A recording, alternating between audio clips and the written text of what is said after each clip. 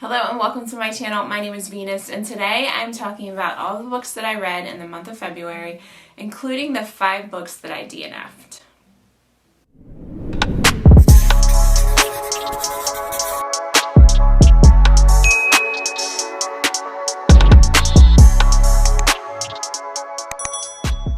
So February started off pretty rough. I literally DNF'd 5 books in a row. It was almost 6, but I'll get to that later.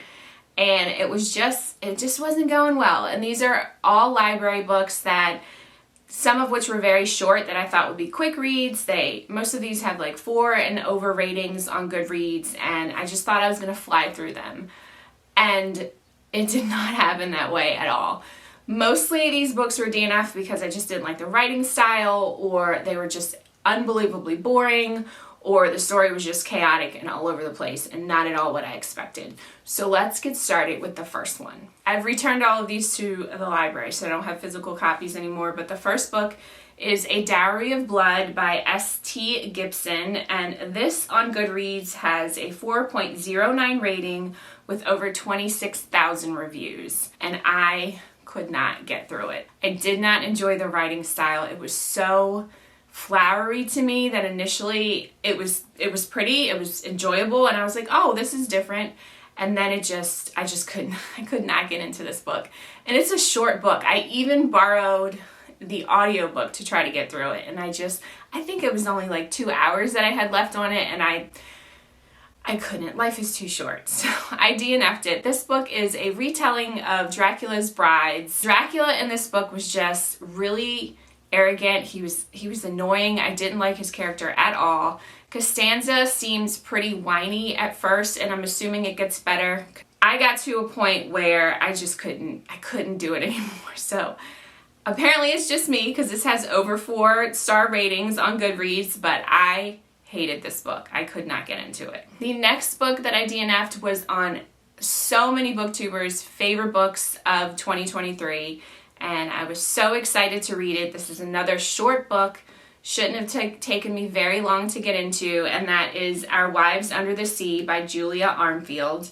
This book has a 3.87 rating on Goodreads with over 21,000 ratings, and no, I could not get through this book. This was another short one. I don't think the audiobook wasn't available, so I couldn't try to listen to this on audiobook. So the genres listed for this book are horror, fiction, LGBT, queer, lesbian, contemporary, adult, literary fiction, and I felt like it definitely leaned more towards literary fiction. I did not get to any parts that were, for me, horror related.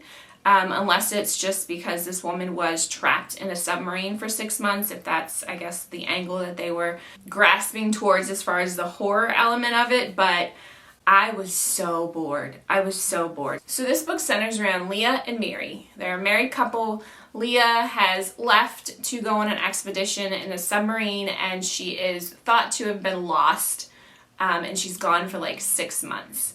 And she does return, and we are in this story where she is back, but she's obviously really dealing with some issues, trauma she's dealing with after returning from being trapped in a submarine for 6 months. It just was a very, very slow burn. I did like the writing. I kind of felt like I was under a dark cloud, which I already feel like anyway this time of year, but it was just very like draining to me. This book just felt really gloomy to me, and I just couldn't get through it. I'm assuming it ends up being this very beautiful, sad love story, but I think for this time of year, this just wasn't a book that I needed to read, because I'm already dealing with the winter blues, so it just really did not work for me at all. Next up is A Sliver of Darkness by C.J. Tudor. This was a collection of short stories, and it was an ARC that I received from NetGalley, and I did not like any of these short stories. Which I'll say going into this, I don't really read a lot of short stories. It's just not something that I like very much for whatever reason, whether it's just not enough description or they just tend to be kind of not good, the ones that I've read. I think I got through maybe 4 or 5 of the short stories, and I didn't like any of them. They weren't scary, they weren't interesting, they weren't creepy. They were just more weird. I read The Other People by this author and I love that book, so I was really looking forward to, you know, maybe enjoying some creepy short stories, and this one just didn't work for me. Like I said, I got through 4 or 5 of them and I was like, no, I can't, so DNF. The next book I really thought was going to be a 5-star read for me. It had fantastic transgender representation, it had a sapphic love story, it had aliens, and a deal with the devil. So all of these things, I was like, yes, this sounds like a perfect book. I love the concept of it. And that is Light from Uncommon Stars by Rika Aoki. And this book has a 4.10 star rating with over 17,000 reviews on Goodreads. So definitely it's me, but all of the different elements didn't come together very well for me. So we have Katrina, who is a young transgender runaway, and it starts off, the very beginning of that is her running away from her very abusive, just rude, ignorant parents. Then we have Shizuka, who is a woman who made some kind of deal with the devil to collect, I believe it's 7 souls, and she is on her 7th one, which she is trying to come after Katrina for, because Katrina has this amazing gift of playing the violin. So we have that plot line going on. And then we have the alien plot line going on. I can't remember her name, but she is an alien that comes in female form, human female form, and with her family, and they own this like donut shop, and they've left their planet because it's safer right now on Earth. And behind the donut shop, they're working on, I don't know if it's their spaceship or what it is, but so we have that storyline. And then there's also a heavy, almost like I feel like it had its own storyline of violin playing in general. And I was so bored with those portions. Anytime we talked about the violin playing, I was so bored. And I just could not get into this book. It was too many things going on at once. The whole alien plot line didn't work for me at all. I really wanted more of Katrina. She was really having a hard time, even with people that she was hoping to trust, as she moved and ran away to this community that she thought was going to embrace her because of her transgender identity, and it didn't happen that way at all, which was so sad and heartbreaking. And I just wanted more of that, and the whole devil portion of it, deal with the devil. It was just, I don't know. I got halfway through this book. I even had it on audiobook, and I just couldn't finish it. So I was really bummed about that one, because I was assuming that was going to be like a 5-star read for me. I've been wanting to read books that have aliens in them, and I was so excited to read this book and all the great representation in it, and unfortunately it was a miss for me. The last book I DNF was also another NetGalley book, and that was For You and Only You, book number 4 in the You series by Caroline Kepnes, and I did not enjoy this book at all. I read the first 3 books in the series and I loved them. They weren't all like perfect, but I really enjoyed being in Joe's head. So if you're not familiar with the You series, it's the books that inspired the show You on Netflix, which I enjoy very much. So when I watched the first season of You, I said I need to read these books, because I'm one of those people that like to read the books before I watch any like adaptations of shows or movies. And I had such a good time. I like binged the first 3 and then started watching the show.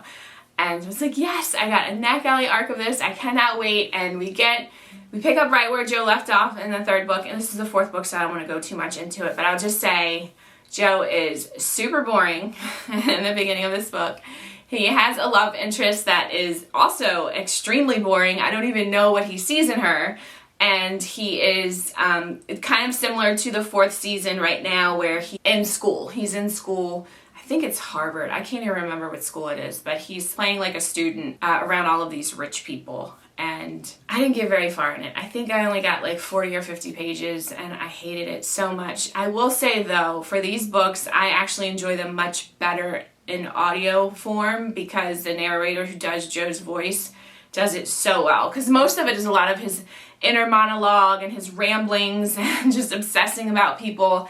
And it didn't work well for me in book 4 trying to read it, because a lot of it has to do with like different writers and their history, and then it's also him throwing in this woman that he's obsessed with and him obsessing about her, and yeah, no, it was really boring. I was sad about that one. So I might try to read this again when it comes out on audiobook and see if it works better for me. But as of right now, it is a DNF. So now let's jump into the books that I actually finished in the month of February. The ratings are from 2.5 to 4.5. And there's a mix of like mystery, thriller, horror, which I thought was horror, but we'll talk about that soon, middle grade, romance, and fantasy. So it was a really great mix of books. So the first book, and I'm going to go from lowest rated to highest rated, is The Midnight Club by Christopher Pike. And I did not enjoy this book. I am actually surprised that I didn't DNF it because I gave it a 2.5 star. And normally, if I feel like a book is going to be below 3 stars, if it's heading in like that 2.5 star range, I typically DNF it. But I will say this is my first Christopher Pike book. He has a lot of different books, and you can tell by the cover, they look very, very interesting, very retro. I thought it was going to be really horror, and it was not. So what is this book about? This is also actually an adaptation on Netflix, so there's a show about it, which the series was canceled after season 1, so maybe that's telling. I don't know. But this synopsis on this book was that we have a group of terminally ill children that are living in this home, like hospice, and they get together. They're called the Midnight Club because they get together at midnight and they sit around a table and they tell a bunch of creepy stories. So I was like, oh, that sounds interesting. And then one night when they're doing this, they decide, you know, they're obviously all terminally ill, so they're going to die soon. They decide that when the first one of them passes away, that they are the one that passes away first is going to try to somehow get a message to the ones that are still living from the other side. And I was so excited to read this book because Christopher Pike's covers of his books are so cool. They look super creepy. I thought it was going to get like old vintage, like 80s horror vibes from it. And no. This book was boring. This book was boring and it was depressing. So yes, I understand I'm reading a book about terminally ill children. I expected there to be some kind of grief and sorrow in it, but I didn't think it was going to be the entire book. And I thought the stories that they were going to tell while they were at their midnight club was going to be really creepy and scary, and they were not. They were so boring. Oh my gosh, this was such a letdown. I didn't like this book at all. If you have read any Christopher Pike books, please let me know. Are they all like this? Are the descriptions on the back not quite as good as what you get inside of the book? Because otherwise I'm not going to try any more of his books. He has a lot of books and the covers are so cool, and I want them to reflect what's on the covers. So let me know if you've read any of his books, which one I should read, because this one was not good. The story was not good. The writing, which is the only reason I kept reading it, is because his writing is actually very good. It was keeping me wanting to figure out, like, is this going to get creepy? Is something supernatural going to happen? And it was a letdown, so 2.5 stars. Next up is Finlay Donovan Jumps the Gun by Elle Cosimano. This is the third book in this series, and the first two I loved very much. This series is way over the top. Either you really enjoy it or you just think it's silly and ridiculous. And I fall under the first category because I really do enjoy them. They're definitely like palate cleansers after heavier, whether it's horror books or heavier fantasy books. This one actually kind of helped me get out of the slump after reading Midnight Library and all of those DNFs, so I'm grateful for it for that reason, but it definitely did not live up to the hype of the first two books. So this series is a mystery thriller series, very light on the thriller, more like a humorous mystery series, I would say. The first book, Finlay Donovan is killing it. I loved it. It was such a fun book. So it centers around Finlay. She is an author, and in the first book she is hanging out at a Panera Bread with her agent, and she's telling a story about her up-and-coming book, and there's a woman sitting next to her at a table, and she overhears it, and she thinks that Finlay is actually an assassin. So she drops her name and contact information in Finlay's purse as she walks by, and she is propositioning Finlay to murder her, I think it was her husband, for a large amount of money. So Finlay is also a single mother, and she's struggling. So the thought of that money intrigued her, and then a whole bunch of crazy events happen, completely unrealistic events with her nanny Vero. Finlay has like a douchebag ex-husband, and there was a little bit of a love triangle that happened in the first 2 books mostly. It seems to have resolved in the 3rd book, but they're just kind of building off of each other. Finlay gets involved accidentally with like mobsters, and so they're coming after her, and Vero has her own backstory that she's dealing with. It just progresses from there, and we pick up in book 3 with, of course, some like drama that Finlay has to try to stop with her nanny, and it's fun, but I didn't enjoy it as much in this book. If you are familiar with the Stephanie Plum series by Janet Ivanovich, those are the kind of vibes that I get from this. So I don't know if this is just going to be like a never-ending series where there's like 20 books that follow. I'll probably keep reading them. I don't think I'm going to buy any more though. So this is the 3rd book. I have the first 3, and I think after this I'm just going to borrow them from the library, listen to them on audiobook, because if it kind of keeps like that same formula, then I might start getting bored with it. But I gave this I think I gave it 3 stars. Sorry, I gave it a 3.5 stars because now that I'm remembering, I did really have fun with the ending of this book, like the second half of this book. So I gave it 3.5. So check it out if you are interested. Next up is Blood Trials by N.E. Davenport, and this was a library book chosen by you guys for my February TBR, and thank you. I really enjoyed this book a lot. So this is like fantasy, sci-fi. It is adult. It kind of comes across as a little bit YA, just because the main character, Akenna, is 19, and all of the rest of the characters are around that same age. So the way they talk to each other and their interactions is very YA-ish, but the content, there's violence in this, there's sex in it, there's language, so I mean, you know, makes it a little bit more adult, but there's definitely kind of a little bit YA undertone to it. So we start off in this book with Akenna. She is mourning the loss of her grandfather, who was like a big leader of the Republic of Marine in this book. He is thought to have passed away from a heart attack, but she quickly realizes that he was actually assassinated. And Akenna is a black woman in this story, and her grandfather was black as well, so there was a lot of racism towards him in his position of power. So she is now determined to join the Blood Trials, which is a group of men and women, mostly men. Actually, there's only 3 women that make it into this trials, where they are called Praetorians once you graduate from these trials. And Praetorians are, think of like Navy SEALs, special ops, highest intelligence special agents in this military, and they get like the most intense jobs and missions. So you have to go through all of these blood trials to prove yourself worthy. Akenna has decided to go through these blood trials because she feels like she will get closer to the truth of what happened to her grandfather, and she of course wants to seek vengeance for his death. In this, the blood trials are so fun. They're definitely like, the stakes are high. You can basically lose your life if you don't make it through the blood trials. It's a good time. I really enjoyed it. That portion of it was fast-paced. There are some politics that are thrown into this.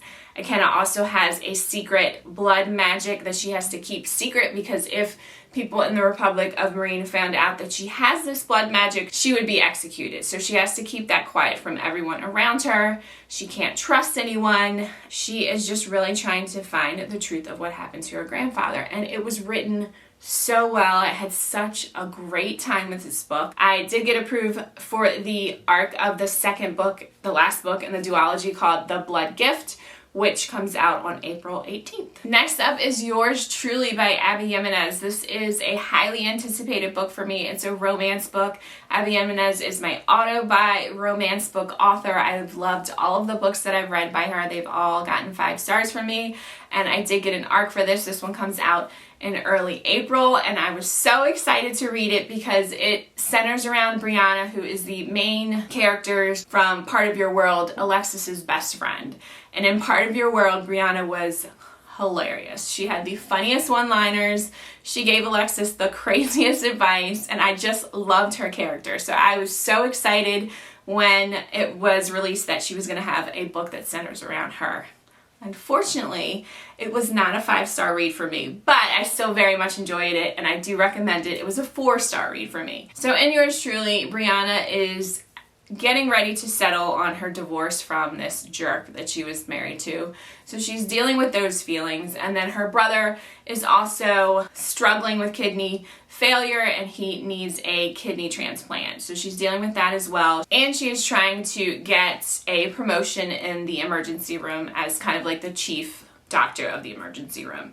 And this new doctor, Jacob, transfers from another hospital and she feels like he is trying to steal that promotion from her. So she's very mean to him at first. He is also struggling with his first week on the job. It seems like all of his patients are dying. Not because of him, but just coincidentally, they're just not making it. So he's struggling with that. Then all of the staff are being mean to him because they very much are supportive of Brianna. And this new kid on the block, they are just like not trusting right away.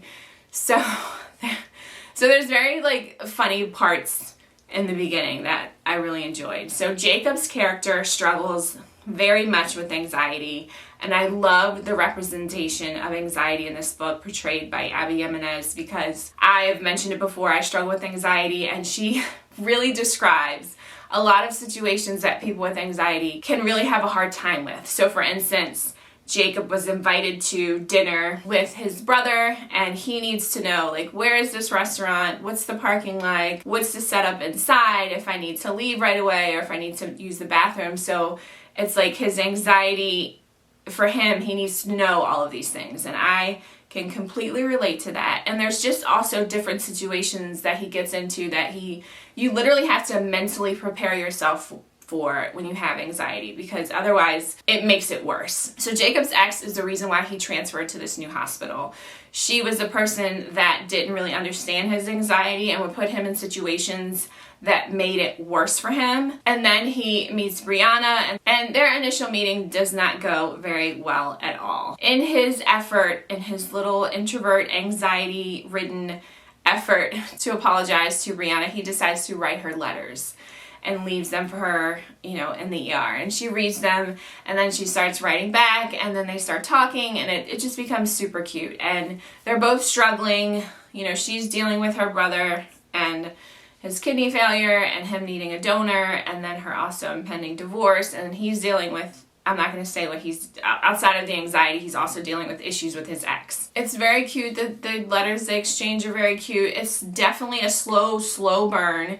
It becomes a fake dating trope is thrown in there as well. So it's just like this very slow burn, which I'm not used to really with Abby Jimenez's books. Usually it's not so, literally I think you don't even get any kind of physical interaction between, purposeful physical interaction, well that sounded weird, but intentional physical interaction with these two until like the very end of the book, which, it is fine, but I'm just not used to her books, the pacing for that portion of it to go that way. So it was a little different. It wasn't quite as good to me as her other books, but I do recommend it. It was very cute, especially if you like a slow burn and fake dating. And if you yourself struggle with anxiety or know anyone that does, this definitely really has great representation for that and how to manage that and what it feels like to go through certain things. So I highly recommend it, and I gave it, like I said, 4 stars. Next up, continuing on with my reread of Harry Potter, I read The Chamber of Secrets, and it's Harry Potter. I loved it.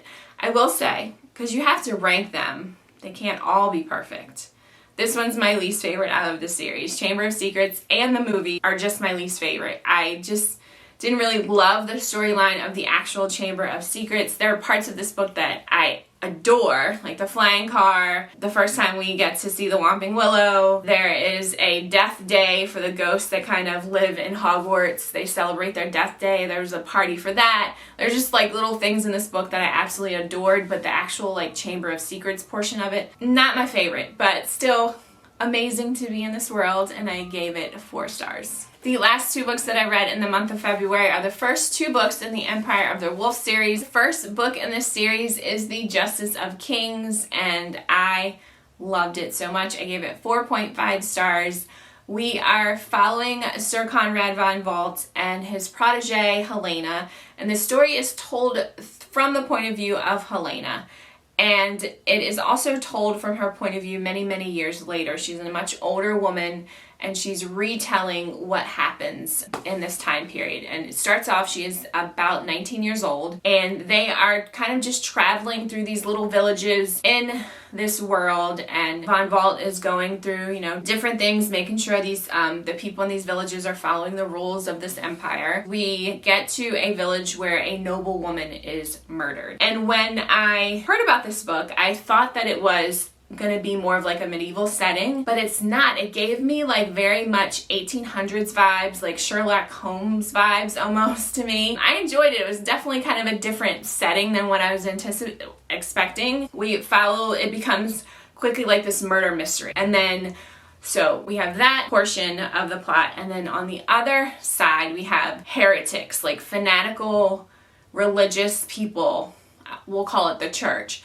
that is trying to take over the empire. They feel like the power of the empire should be in their hands because Von Valt and the other justices in this empire have sort of like magical abilities to be able to do their job and give out judgments. So the church feels like they should have all of that power. So you have that storyline going on. And there's also like a whole section in this book where there's an actual trial. It's almost like this really like murder mystery, and there's a trial that happens. And I had such a great time with this book. I really, really enjoyed it. I think Richard Swan's writing is fantastic. There were a couple pacing issues for me. There was just it's very political. So there's some parts of it that were very political that kind of slowed it down a little bit, but Helena has a portion of the book where she has to, she's kind of sent on a mission that I absolutely loved, and I highly recommend this book. I'm so glad that I finally picked it up, and it's become, like I said, a new favorite. And moving on to book 2 in this series is The Tyranny of Faith that recently came out, and I had an arc for it, and I loved it. If you follow me on Goodreads, you'll see that I really struggled like the first 30% of this book. I actually almost DNF'd this book. Yes, I even moved it to my DNF folder or whatever section on Goodreads and said I literally don't care about these characters anymore. I was so frustrated because the beginning of it was pretty slow. It picks up very, shortly after the end of the first book, and we are no longer in like these small villages anymore. We are moving into like the empire, the city life of this world, and Von Valt is struggling with some things that he's dealing with, and Helena is really trying to understand him. And then the side characters, this is a tangent, I absolutely love Sir Radomir. He is hilarious to me, and I love his character. That's all I have to say. But so then you also have the other side characters that are really trying to understand like what's going on with Von Valt. It's just a little bit of a different tone, which is fine. Yeah, I struggled. The first 30% of it, I was like, I cannot deal with this book. And then I started seeing other booktubers and reading other people's reviews about it and saying how amazing it becomes like after the second half of the book. And you're really getting more into the magical fantasy portion of this world. And I am so glad that I kept reading it because I absolutely loved the second half of it. It was fast-paced. There was more magical elements of it. And I don't want to say any more because I don't want to spoil it, but keep going. If you find yourself struggling with the first part of this book, just keep going because it definitely pays off. You're still dealing with the church fanatical villain in this book trying to take over and, get as much power as he can, or they can, but it's mostly a main person, to take over the empire. You're dealing with that. Von Valt is very fixated on that, and he wants to only concentrate on that. But then the emperor's grandson goes missing, so they have been reassigned to only handle finding the emperor's grandson. So it shifts to that.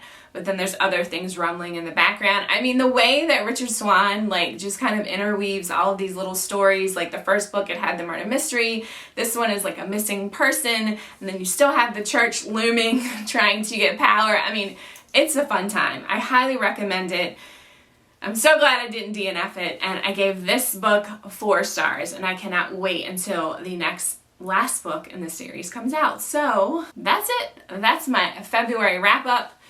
It's not as bad as I thought it was. While I was in it, because of all the DNFs, I struggled very much. But looking back on it, it was not quite as bad as I thought it was. So that's all I have for February. Hope you guys are having a fantastic month. Tell me down below, what was your favorite book that you read in February, and have you read any of these books? And as always, I want to thank you for stopping by and hanging out with me, and I look forward to seeing you guys again soon. Please hit that like and subscribe button, and I will see you guys again soon.